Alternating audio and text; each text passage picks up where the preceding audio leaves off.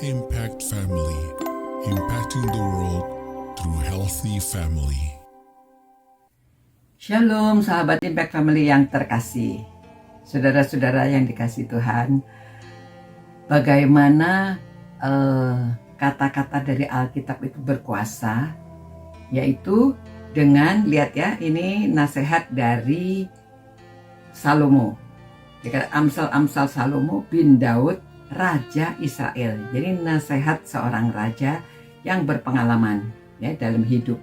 Dia katakan bahwa Amsal ini untuk mengetahui hikmat dan didikan, untuk mengerti kata-kata yang bermakna ya. Jadi kata-kata kita itu bermakna. Saudara, apa yang saudara paling ingat? Misalnya ditanya firman Tuhan, yang mana yang saudara paling ingat ayat-ayatnya?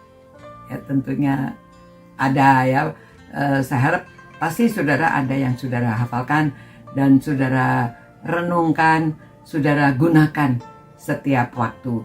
Nah saudara, ini mengapa kita mempelajari kitab Amsal ini? Supaya mengetahui hikmat dan didikan.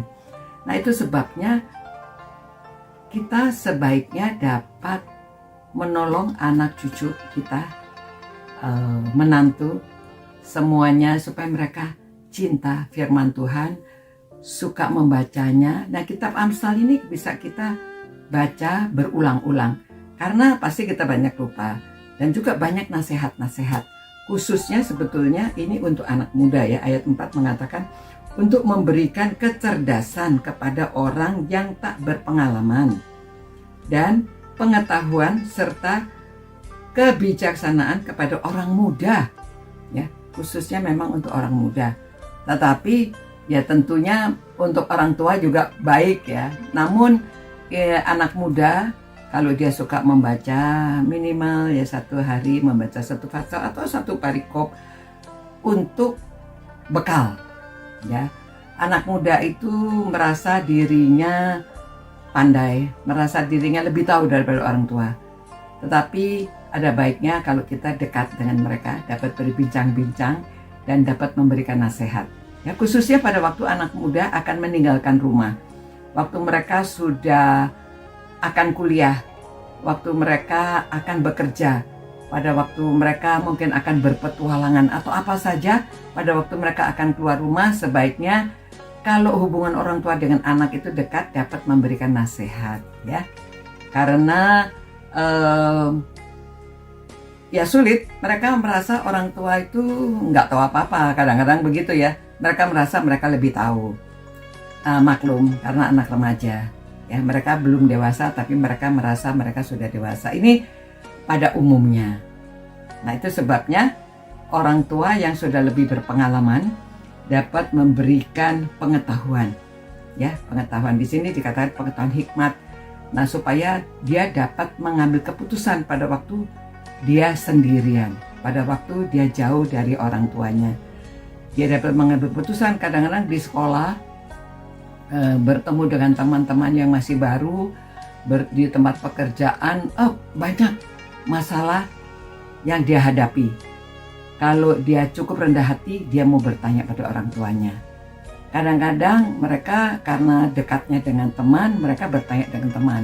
Belum tentu teman-teman memberikan nasihat yang benar ya. Kalau dia sudah sering membaca Amsal atau dia sudah membaca firman Tuhan, apa yang dia ingat dari kecil itu akan timbul kembali ya. Itu sebabnya dikatakan didiklah orang muda menurut jalan yang patut baginya. Jadi ya saudara-saudara, pada waktu mereka akan keluar, kita bertanya ya, apa yang bekal yang bisa diberikan. Pada waktu cucu saya akan ke perguruan tinggi, kami ngobrol-ngobrol dan saya coba tanya ya, apa sih yang kamu ingat nasihat dari orang tua kamu? Dia menceritakan dari ibunya begini, dari ayahnya begini. Saya tanya, apa yang kamu khawatirkan nanti kamu ada di perguruan tinggi? Dia jelaskan juga ya, takutnya dia tidak bisa ngatur jadwal, takutnya dia bersama-sama dengan teman-teman lalu main lalu lupa, atau dia juga ya banyak yang dia mulai pikirkan karena ditanya ya. yang dia pikirkan. Jadi orang tuanya tanya, saya nasihatnya apa? Ya, yang pertama saya katakan lakukan yang terbaik ya. Nanti Tuhan yang akan melakukan selebihnya ya. Do your best and God will do the rest. Tapi saya katakan kamu harus membuat jadwal. Ya, penting membuat jadwal supaya kamu kalau bisa diikuti jadwalnya. Supaya tidak terlalu banyak main HP, ada jadwalnya. Lalu kamu tidak terlalu banyak hanya bermain karena bertemu dengan banyak teman. Kadang-kadang mereka ingin diterima sehingga mereka lebih mementingkan teman-temannya. Jadi kamu ikuti jadwal belajar dengan baik karena selama sekolah sampai SMA kamu sudah bagus, nilai-nilai kamu bagus, pertahankan. Dan namun kadang-kadang kalau kamu sampai gagal, ya jangan khawatir, maju lagi. Perbaiki ya, nggak apa-apa sekali-sekali kalau kamu gagal, itu pelajaran untuk kamu ya. Jadi kami berbincang-bincang. Nah saudara-saudara, mungkin untuk saudara dan saya, kita yang sudah tua, yang sudah dewasa, kita juga perlu membuat jadwal supaya kita tidak hanya membuang waktu hanya untuk duduk-duduk atau hanya nonton, hanya ngobrol ke sana ke sini yang tidak bermanfaat. Marilah kita gunakan waktu kita dengan baik, bijaksana, kita punya hikmat, dan apa yang sudah kita pelajari dari firman Tuhan, didikan yang kita terima dari firman Tuhan, kita lakukan. Lakukan semuanya untuk kemuliaan Tuhan. Jadi kita ada bergaul, kita ada waktu untuk jalan sehat, kita ada waktu untuk mengajarkan orang, mungkin masak, mungkin buat kue, atau ya, jadi semua pergaulan kita ada manfaatnya ya. Mungkin nyongket, mungkin jahit ya, apa saja, gunting rambut, banyak hal yang bisa kita pelajari dan kita bisa ajarkan kepada orang lain.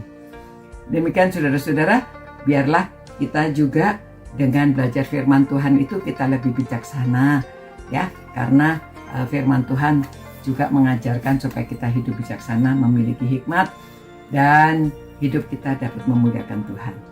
Terima kasih Tuhan atas firman-Mu. Biarlah kami, walaupun kami sudah tua, khususnya anak-anak muda, memperoleh hikmat, didikan dari firman Tuhan. Dan biarlah kami sebagai orang tua dapat mengajarkan anak, menantu, cucu, semuanya untuk tetap hidup dekat dengan Tuhan, bijaksana, menggunakan waktu dengan baik, dan kami dapat mengatur waktu semuanya untuk mengasihi Tuhan dan mengasihi sesama. Dalam nama Tuhan Yesus kami berdoa. Amin. Ya, mari kita muliakan Tuhan selalu. Sampai berjumpa. Ciao.